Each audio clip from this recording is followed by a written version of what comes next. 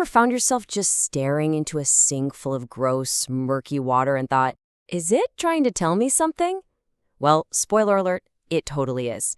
And today, we're going to learn how to decode those warnings your plumbing is sending you so you can stop a little headache from turning into a full-blown disaster. Look, it's a question we all have to ask ourselves at some point. That super slow-draining sink, it isn't just annoying. It's really the first signal, a little cry for help, that you gotta pay attention to. So let's get into it. What exactly is your sink trying to say? All right, first things first. We need to get fluent in the language of drains. We're about to break down all those early warning signs, the common symptoms that basically scream, hey, there's a problem down here. You know, all these things that seem like separate problems, they're actually all connected. Slow drainage, yeah, that's the most obvious one.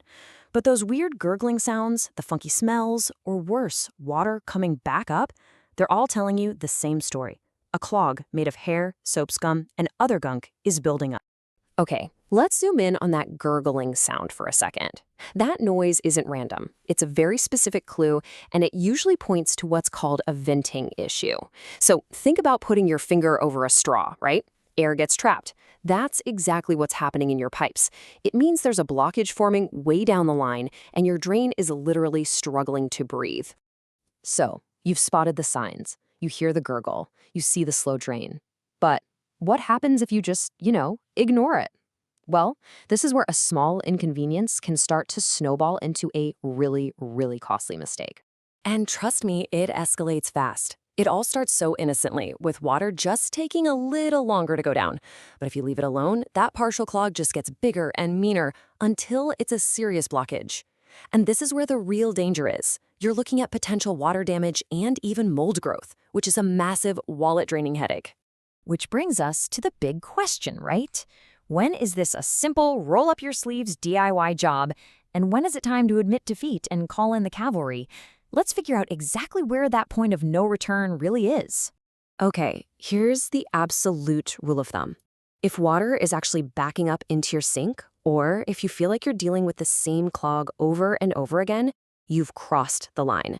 Those aren't just little annoyances anymore. They're huge red flags that you've got a serious blockage that probably needs professional tools to fix for good. So you've made the call. Now what?